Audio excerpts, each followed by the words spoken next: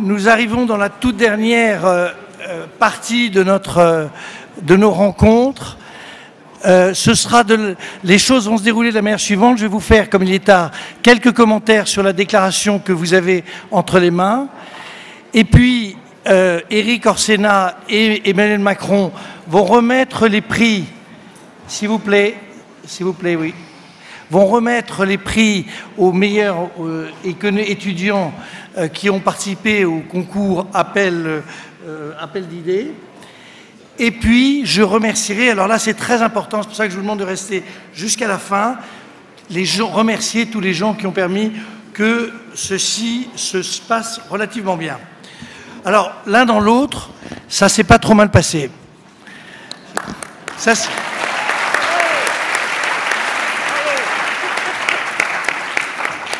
Je vais vous faire juste quelques commentaires. Vous avez la déclaration dans sa version la plus complète. Il y a une version qui est en quelques lignes. En réalité, depuis 16 ans, ça fait 16 ans que nous faisons ces rencontres. Ça fait 16 ans que nous faisons une déclaration, que nous la construisons. Les 30 membres du Cercle des économistes, vous imaginez à quel point ceci est parfois difficile à monter comme programme. Eh bien, c'est la première fois que je trouve que c'est extrêmement complexe, extrêmement difficile. Jamais nos débats ne furent aussi riches, aussi passionnés. Et comme vous allez le lire ou l'entendre dans les quelques mots que je vais prononcer, je pense que ce qui est important, c'est ce que ces 30 économistes ont voulu dire dans une situation économique mondiale qui est très difficile, dans des problèmes européens qui sont extraordinairement compliqués à surmonter, et dans une situation française qui est formidable, comme on l'a vu tout au long de cette dernière séance, mais qui se trouve en situation préélectorale. Alors, je vais être très bref, mais les mots-clés ont été le mot de souveraineté. Et je tiens à dire, parce que j'ai toujours peur qu'il y ait un glissement sémantique, souveraineté ne signifie en rien souverainisme, en rien. Ça n'est pas du tout la manière dont nous avons rédigé cette déclaration. Nous avons juste essayé d'expliquer comment, dans un monde qui voit son évolution se transformer de manière radicale au niveau mondial, au niveau européen, au niveau français, comment nous avons essayé de distinguer ce qu'on pourrait appeler les différentes formes de responsabilité, les responsabilités que chacun des niveaux doit avoir, et c'est cela l'esprit de cette déclaration. Alors, en fait, on avait un très gros problème, se situer d'abord par rapport au Brexit. L'opinion de mes camarades, et évidemment la mienne, a consisté à dire que, certes, il fallait que nos amis britanniques essayent de respecter un timing acceptable. On entend dire qu'ils repousseraient ou auraient du mal à déclencher les négociations. Mais il est clair également que nous ne souhaitons pas, et ça a d'ailleurs été dit de manière très explicite par nombre d'intervenants ce matin, nous ne souhaitons pas que ceci conduise à entraîner une sorte de rupture avec la Grande-Bretagne. En un mot, nous avons indiqué que nous souhaitions, de manière très forte, se rapprocher d'une solution à la norvégienne, c'est-à-dire en réalité une association forte, et on verra bien ce que ça peut donner, plutôt qu'une solution à la canadienne ou à la suisse, où il s'agit d'accords de type bilatéraux et donc qui perdent de l'intensité. La Grande-Bretagne est un pays, ça a été redit par tous les intervenants, est un pays européen. Nous vivons une crise, c'est la vie, mais nous souhaitons tous que cette crise n'éloigne pas la Grande-Bretagne de notre espace économique d'une quelconque manière que ce soit. Après, on a essayé de bâtir cette architecture des souverainetés. Bâtir une architecture de souveraineté, ça signifie tout simplement essayer de repérer dans des lieux de décision divers et variés ce qui est de la responsabilité de chacun. Et on a imaginé qu'est-ce qu'aujourd'hui pourrait être la responsabilité, une responsabilité au niveau mondial, qu'est-ce que pourrait être celle au niveau européen. Et vous verrez qu'on a une description assez soigneuse de ce que ça pourrait être. Et puis, quelle est notre responsabilité en France et quelle sera la responsabilité des femmes et hommes politiques qui voudront participer à la compétition dans 8 mois. Au niveau mondial, vous vous souvenez qu'il y a quelques années, nous avions plaidé ici, parmi bien d'autres, tout ça, il faut rester très modeste, pour un G20, c'est-à-dire pour une articulation, une coordination, une sorte de travail en commun des pays un peu partout dans le monde, de manière à essayer de résoudre des problèmes qui sont des problèmes de matières premières, d'échanges, etc.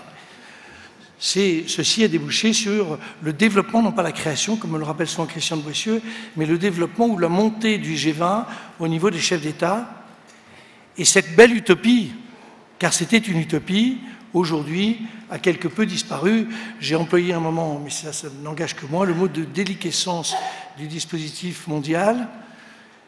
Et au fond, il s'agit peut-être de définir ce que le monde, le niveau mondial, prend en charge, peut-être pas la gouvernance économique mondiale, mais également ce que, derrière tout ça, il peut essayer de rendre ces institutions plus vivantes, plus proches des citoyens du monde.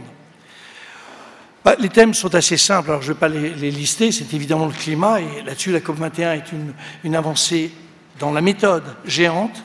C'est évidemment le maintien de la paix, c'est le rôle traditionnel des Nations Unies. C'est évidemment le rôle de la finance, et vous voyez bien que là, ça devient un tout petit peu plus compliqué. Et nous avons rajouté celui de la protection des données personnelles, car nous étions nombreux dans ce groupe d'économistes à considérer qu'il fallait être très prudent par rapport à peut-être, le mot est excessif, mais la mainmise par un certain nombre d'entreprises limitées sur l'ensemble des éléments de nos vies personnelles, que ceci posait problème. Et donc, ce qui existe au niveau de la CNIL en France, on pouvait imaginer que ceci pouvait se faire à des échelons plus élevés, peut-être européens ou peut-être, et surtout, si c'était possible, au niveau mondial. Au niveau européen, nous nous sommes, pardon, je voulais oublier de le dire, évidemment, nous nous sommes dit que la COP21, ça nous a apporté quelque chose de formidable.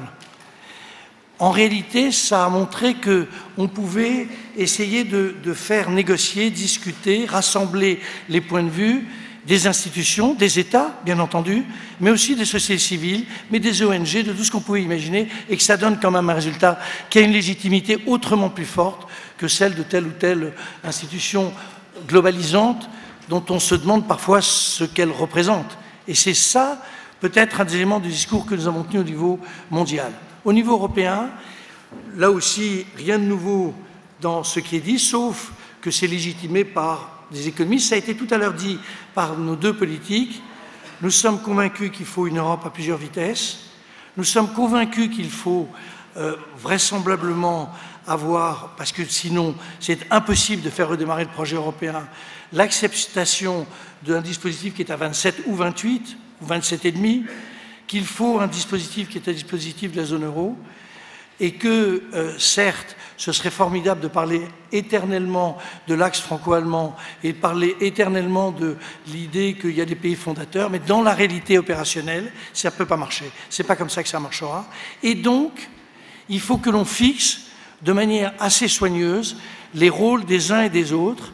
Et nous sommes, dans un premier temps, tout ça est évidemment discutable, nous nous sommes fixés sur l'idée que l'Union européenne avait des responsabilités qui ont d'ailleurs été évoquées tout à l'heure, qui sont celles de la protection des frontières, de la sécurité, de la fiscalité, d'une partie de la défense, peut-être aussi d'une partie de la diplomatie, et puis, au fond, des domaines qui sont des domaines de l'innovation. Chacun a évoqué l'idée que le plan, enfin personne ne l'a dit, mais moi je le dis, que le plan Juncker c'est vachement sympa, mais c'est comme le mirage dans les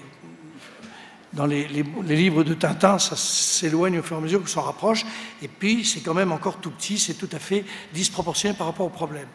La zone euro, nous sommes très nombreux à souhaiter que... Alors le terme employé n'est pas employé dans cette déclaration, celui d'un gouvernement européen.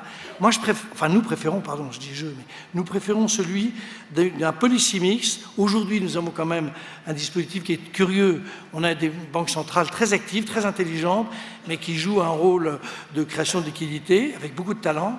Et puis des gouvernements, une commission, un parlement qui répètent inlassablement qu'il faut réduire la dette. Quand on a dit ça, on n'a pas inventé un principe de politique de policy mix.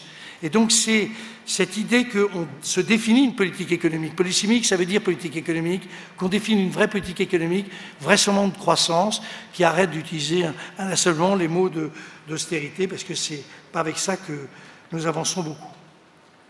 Et puis la France, ben là, évidemment, c'est responsabilité, et le message qu'on peut faire passer à nos gouvernants ou à ceux qui aspirent à le devenir, et ils sont, d'après ce qu'on voit, nombreux, pas tous jeunes, pas tous nouveaux, c'est de leur dire qu'ils assument ce qu'ils souhaitent, ce qu'ils veulent, qu'ils assument. On leur reproche beaucoup d'annoncer des programmes et de ne pas les respecter. L'idée est peut-être de dire qu'ils assument leur position, ce qu'un pays comme le nôtre peut défendre. C'est évidemment, j'utilise le mot à dessein, il n'est pas dans la déclaration, mais le mot de développement et le mot de cohésion sociale. Développement, ça touche évidemment la partie plus économique, et on a repris deux des propositions qu'on avait déjà évoquées l'année dernière, qui est celle de, au fond, de l'idée que si on veut investir, il faut que la fiscalité des revenus de l'épargne soit plus favorable. Je termine, oui? Ah non, mais je vais terminer. Et de la même manière, on parlait du contrat de travail, alors c'est très difficile de le dire aujourd'hui, mais un droit progressif, c'est-à-dire des CDI, mais intelligemment conçus, notamment pour les jeunes, qui permettent aux jeunes de rentrer sur le marché du travail en pouvant s'endetter, en pouvant louer un appartement, enfin, en étant dans des logiques qui ne les excluent pas de la vie économique, telle que c'est le cas aujourd'hui. Ça, c'est la partie la plus traditionnelle. Oui, stop. Et non, pas stop pour les propositions. Et tout simplement, nous avons essayé d'y rajouter peut-être 2 ou 3 idées qui rejoignent la cohésion sociale. Ça a été dit, mais il faut leur redire, le sujet prioritaire de notre pays, c'est le sujet de la formation du début jusqu'à la fin, c'est-à-dire du primaire jusqu'à la formation professionnelle. Tout le monde le sait, tout le monde sait que c'est un mécanisme d'exclusion majeur d'une partie de la situation et de l'ensemble des Français, que c'est un problème qui, au fond, que nous découvrons que nous avons 20% de la population française qui est exclue pour des motifs divers et variés. Ce problème-là, il faudra un jour le traiter. Le premier sujet, c'est la formation. J'y rajoute évidemment le fait qu'il faut trouver des mécanismes qui permettent de retrouver, de récupérer, mais selon des modalités type école de la seconde chance, c'est-à-dire très astucieux, ces 2 millions de jeunes qui, comme vous le savez, sont exclus parce qu'ils n'ont pas la maîtrise des langages qui leur permettraient de rentrer sur le marché du travail et donc de pouvoir, au fond, se rétablir dans la société. Voilà. Le maître mot de cette affaire, ce n'est pas le mot d'ailleurs de souveraineté, c'est le mot de responsabilité. Que chacun prenne ses responsabilités, qu'on désigne de manière claire ce que, au fond, ce qui est l'incertitude aujourd'hui, le problème que posent des institutions qui sont souvent vécues comme très éloignées, très englobantes, très globales, et puis ce qui est le souhait de proximité des uns des autres. Alors, ça prend des formes diverses et variées, mais c'est ce problème-là qu'il faut que nous résolvions à l'échelle mondiale et que nous résolvions aussi à l'échelle européenne. Quant à la partie française, bonne chance pour l'équipe de France cet après-midi.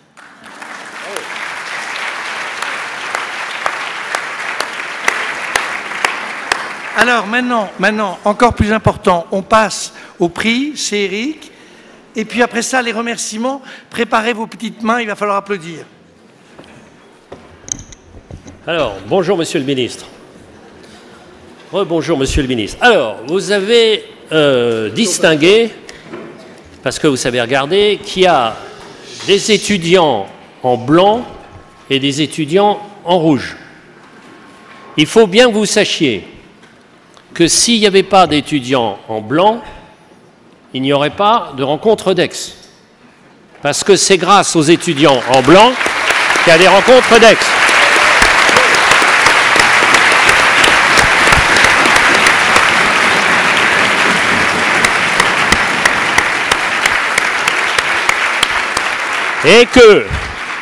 Et que s'il n'y avait pas d'étudiants en rouge aussi, il n'y aurait pas d'avenir à nos rencontres.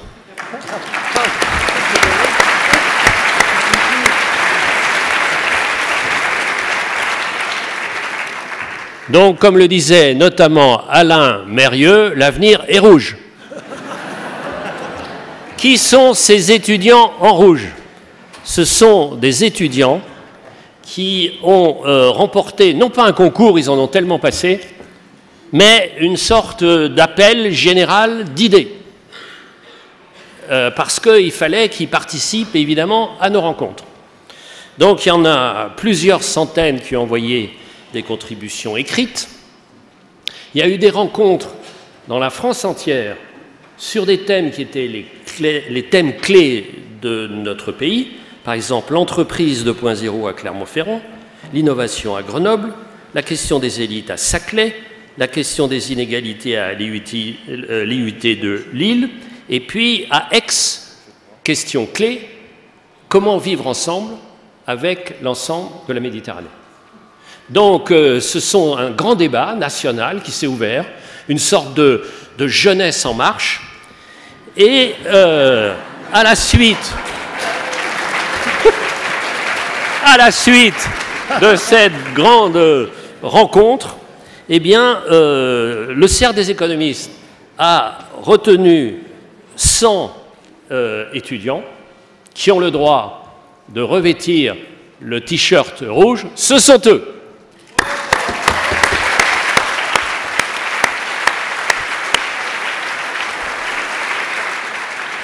Et que parmi les 100, comme nous sommes en France, donc il faut quand même faire des classements et tout ça, et que nous continuons à aimer l'excellence, et qu'en plus, il n'y avait pas de quoi financer tout le monde, ils ont quand même été invités les 100, hein, c'est déjà pas mal. Mais on voulait faire plus, et on en a retenu 4. Alors, je vais les appeler, et ils auront la chance immense, le rêve de leur vie, de rencontrer directement Emmanuel Macron. Donc, est-ce que Esther Chevreau-Bianco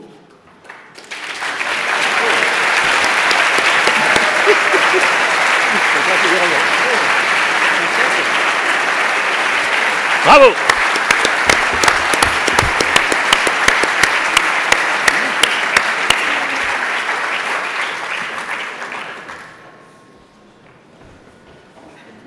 Donc, voilà.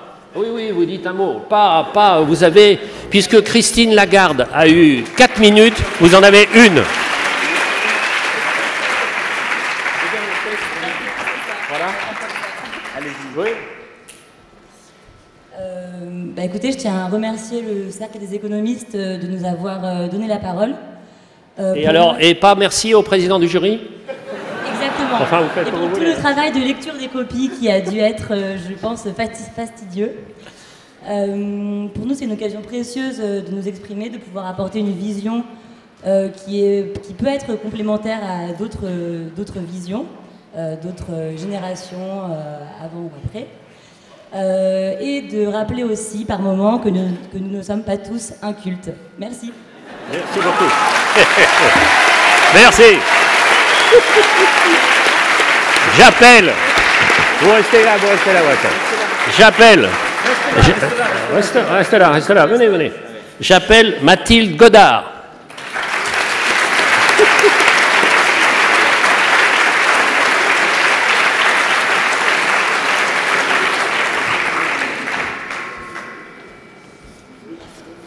Hop.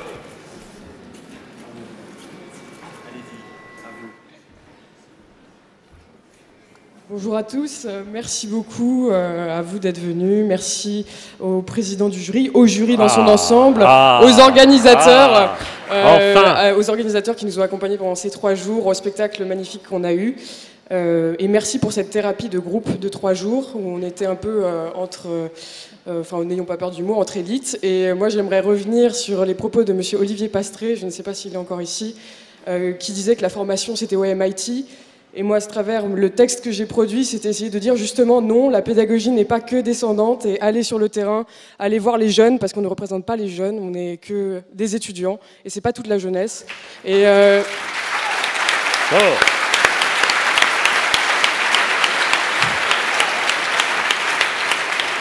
voilà, essayer de se mettre au service de ces jeunes qui n'ont peut-être pas la possibilité de s'exprimer et d'être ici et d'être exemplaires. Voilà. Bravo.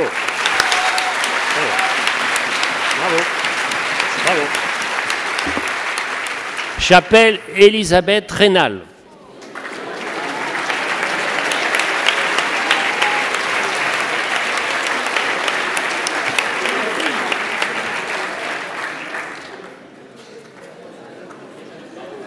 Je ne sais pas si vous vous rendez compte, un bisou avec Emmanuel. Le chèque, c'est bien, mais le bisou avec Emmanuel, c'est quand même autre chose, hein. Oui, donc pour mes acolytes, je ne suis pas en retard, voilà, cette fois-ci. Je voudrais vous remercier tous, ça comprend tout le monde de façon générale. Et pour tout vous avouer, je ne suis pas très douée en économie. Et donc vous n'êtes pas la seule. Et donc je voudrais vous remercier particulièrement par ce prix d'avoir signifié que le monde de demain ne se construira pas sans un peu de poésie. Et pour reprendre Mathilde, le fait que c'est pas parce que nous, on est capable d'en faire et de la partager que d'autres n'y ont pas le droit. Voilà. Super, merci. Alors, voilà. Alors, comme le cercle des économistes, comme vous l'avez remarqué, se bat jour après jour pour une parité plus équilibrée, elle a aussi sélectionné un garçon. Grégoire Ross. Grégoire. Est-ce qu'il y a un Grégoire? Il y a.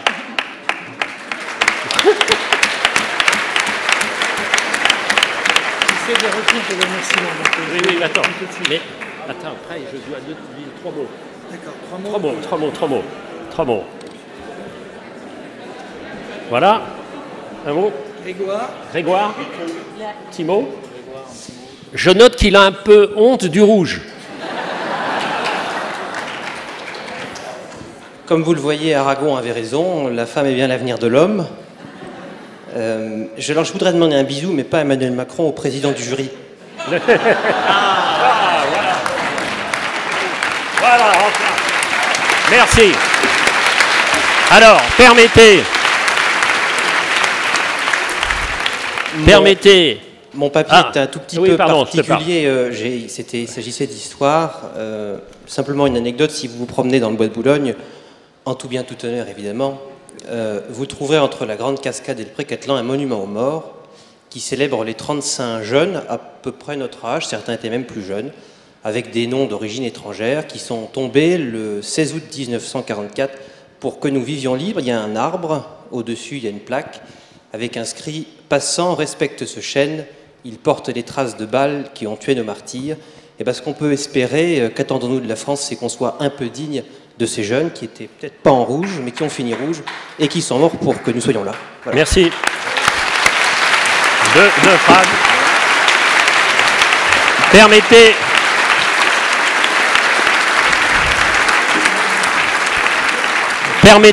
Permettez à un vieux président, mais un jeune immortel, de vous présenter 2 conseils.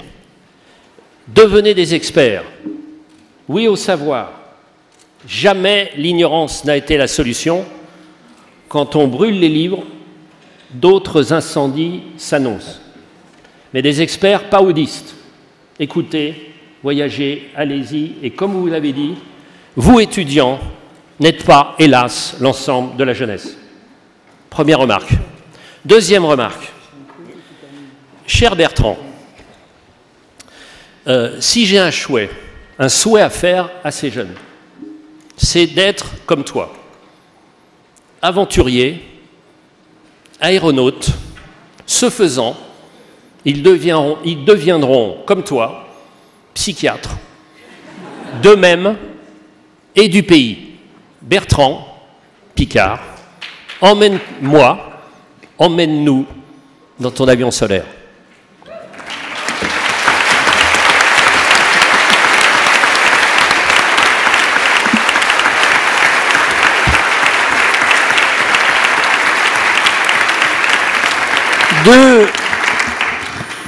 Deux remarques sur l'avenir. C'est vrai que sur la parité, on n'a pas été parfait, un peu mieux que l'année dernière, et je vous assure que c'est une telle préoccupation que nous ferons absolument tout ce qu'il faut. Je crois qu'on va travailler avec une association formidable qui s'appelle Jamais sans elle. On va vraiment en sortir de cette histoire. On en est bien sorti sur les modérateurs, puisque là, la parité est parfaitement respectée. On est à 20% d'intervenants. C'est évidemment inadmissible pour les années qui viennent, et ça, on va changer. Premier point.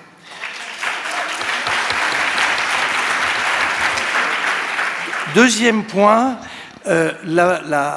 l'idée, la logique veut que chaque année, ensemble, tous ensemble, on essaie de définir le thème de l'année suivante. Et vous avez vu que les dernières années, on ne s'est pas trop trompé. Le travail l'année dernière, le pays aujourd'hui. Et donc, en toute démocratie, je vous suggère que nous réfléchissions à l'énergie. Ça va être un sujet majeur pour l'année qui vient, mais ça ne veut pas dire qu'on l'a choisi. Ça veut dire que ce n'est pas une mauvaise idée. Et si vous êtes d'accord, et vous l'êtes, c'est peut-être ça qu'on va faire. Troisième, je voudrais qu'Emmanuel, après nous, en conclusion, parce qu'il est quand même extrêmement sympathique et talentueux, qu'il nous dise quelques mots sur ce qu'il veut d'ailleurs. Je voudrais simplement que vous soyez très concentrés parce que c'est la partie la plus importante de ces 2 jours et demi de travail.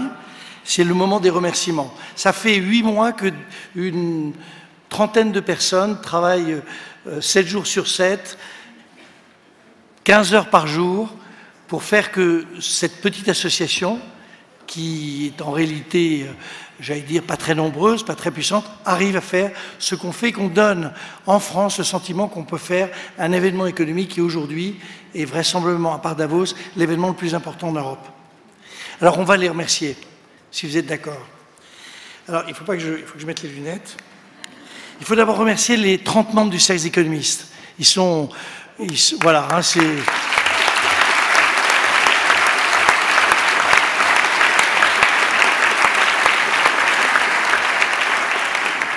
Il y a eu 240 intervenants qui sont venus de 40 pays, et eux aussi sont venus parce qu'ils vous trouvent sympa.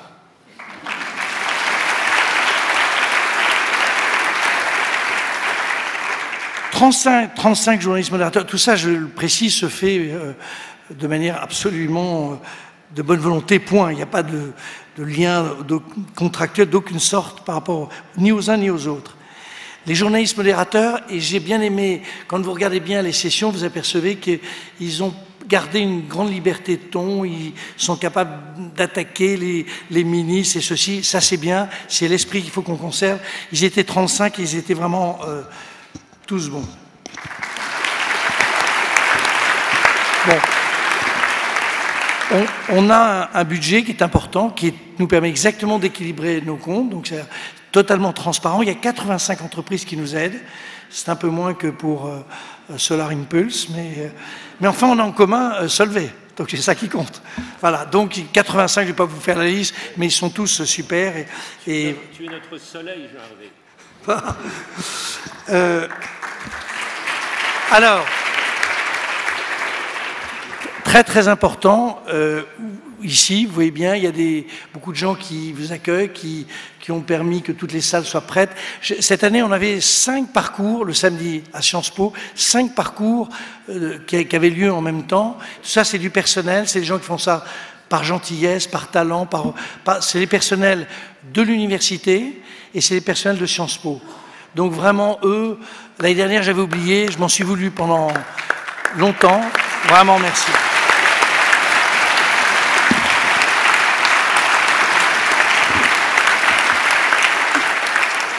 cette liste vous paraît longue, mais ça vous montre à quel point il y a besoin de beaucoup d'efforts, de coordination, de talent pour arriver à faire un truc dans ce genre-là, avec quand même des petits bras.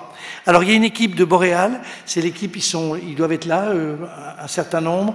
C'est un garçon qui s'appelle Didier Guillon, il est très facile à reconnaître parce qu'il est un peu plus petit que Lionel Zinsou, mais il est presque aussi, il est quand même très grand. Et il n'est pas là, mais toute son équipe, ils sont en bleu, là, il y a une troisième couleur, c'est eux qui font fonctionner.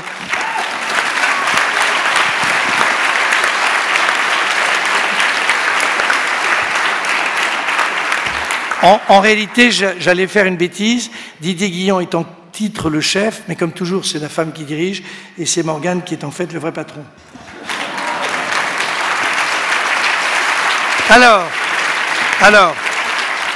Alors après, c'est nominatif, et ce sont des gens que vous connaissez tous, parce que ça fait 16 ans qu'on travaille ensemble. Ils sont éblouissants, ils sont formidables. Enfin, pour un homme mûr, certes jeune, mais mûr comme moi, c'est un bonheur absolu de pouvoir travailler avec eux. C'est évidemment en numéro 1 Marie Castin.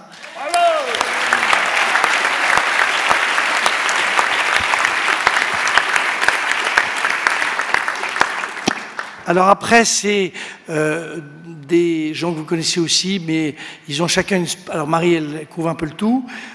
Après, toute l'organisation, tout ce qui fait que ça marche, qu'on a vraiment l'impression d'être dans des vraies rencontres, hein, vous avez tous l'impression, c'est Elisabeth Gourdon. Elisabeth, elle est là ou pas là? Voilà. Mais si vous la croisez, vous lui dites merci. Après, le programme. Le programme, en tout début, je l'ai dit à quel point il était talentueux. Et très souvent, à mon âge, comme plus personne ne vous fait plus de compliments, on se fait soi-même les compliments. Mais c'était idiot parce que le programme, c'est pas moi qui l'ai fait. Le programme, c'est Clara Pisani, Ferry et toute son équipe.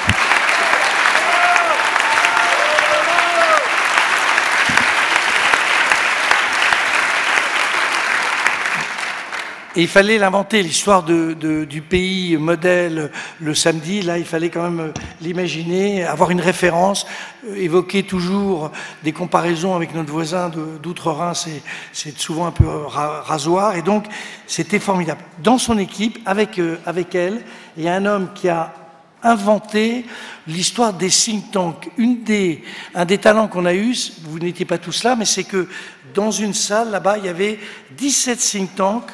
Non, il y en avait 15. Mais il devait y en avoir 17, mais... Enfin, bon, peu importe.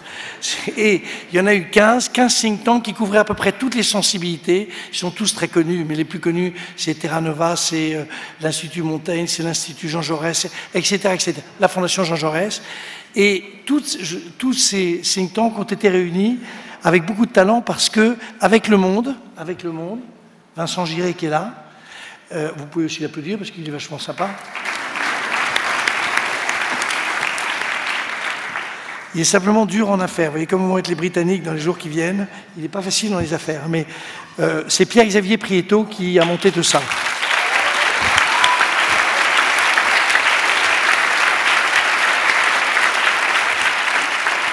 Alors, on a une com d'enfer. D'ailleurs, on va peut-être la mettre à disposition de mon voisin. Parce que pour passer à vitesse supérieure.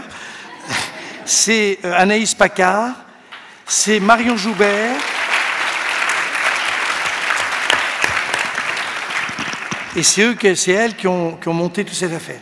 De la même manière, on a fait un pas de géant cette année, par rapport à l'année dernière, sur l'implication des jeunes étudiants. On est encore très loin du compte, mais on a fait ces forums à droite et à gauche, etc., qu'Éric rappelait. Il faut qu'on fasse beaucoup plus, comme sur la parité. Et c'est l'équipe de Béatrice Fage, de Roxane Bénard,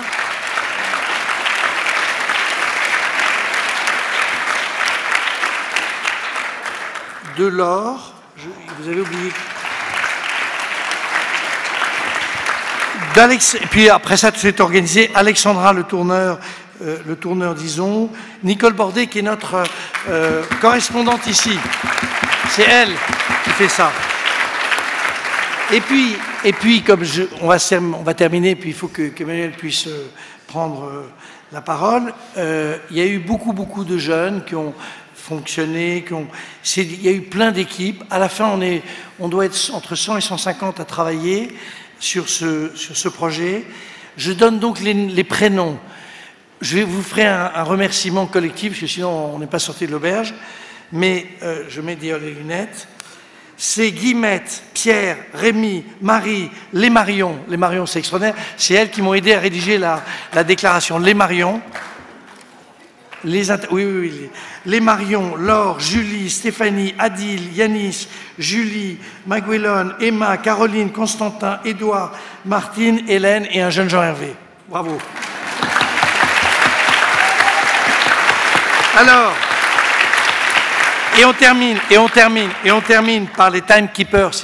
Vous avez vu, on s'est quand même à peu près respecté. Hein. Vous allez pouvoir déjeuner vers 4 heures, donc c'est bon. C'est Cécile, Alexandra, Lyria, Victoria, Fanny et Arnaud. C'est grâce à elles et eux que nos grands bavards ont été contraints de se limiter. Enfin, vous savez que nous avons une règle, c'est que chacun parle dans sa langue. C'est bien. Et donc, les gens sont beaucoup plus à l'aise dans leur langue. Donc, nous avons des interprètes fabuleux qui sont, je crois, là-haut, qui sont vachement sympas et qu'on doit remercier. Voilà.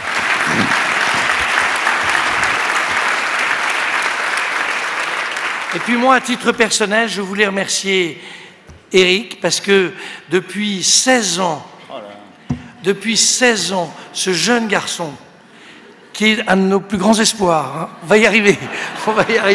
Oui. Il est là avec nous, il nous aide, il a toujours le talent. Il a aidé à la fin à rédiger la déclaration. Il est formidable, c'est un mot. Et donc, il a été embrassé, mais il faut surtout le remercier.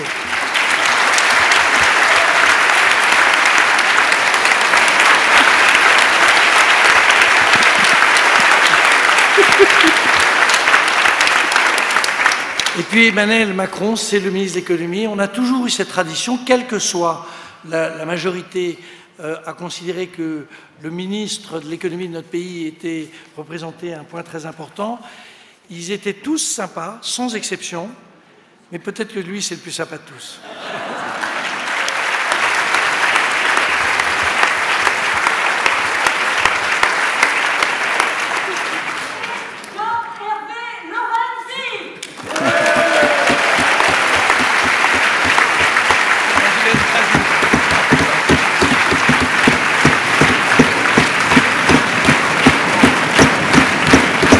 Sono.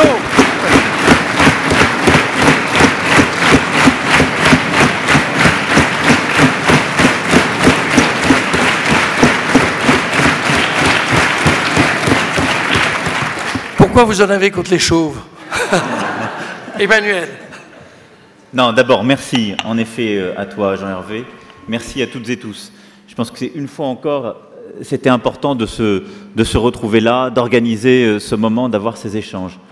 Deux choses. La première, le faire aujourd'hui, dans les temps qui sont les nôtres et le fracas que nous connaissons, c'est peut-être encore plus essentiel qu'hier.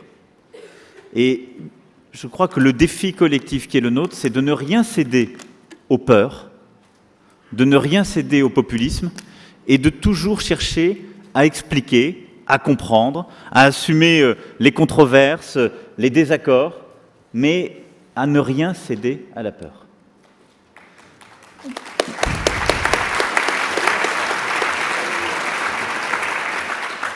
La deuxième chose, c'est que maintenant il faut démultiplier les rencontres d'Aix. C'est-à-dire le faire au moins tous les ans, comme vous le faites formidablement, avec cette organisation. On a pensé à Maubeuge. Mais il faut que chacune et chacun, et c'est à Maubeuge et ailleurs, considère que cette parole d'explication, on a à la porter. C'est-à-dire que c'est sympathique de se retrouver ensemble, mais on se ressemble beaucoup. On a des différences, mais elles sont relatives. Et vous l'avez très bien dit, les jeunes, ce qui est essentiel, c'est que cette parole, ce discours d'explication, cette exigence, elle soit portée au contact, elle soit portée sur le terrain, dans les entreprises, dans les écoles, dans les terres parfois les plus oubliées ou les plus reculées, où il y a des gens qui ne sont pas d'accord, il y a surtout une partie de la population, en fait, dont on considère qu'on n'a pas à lui expliquer.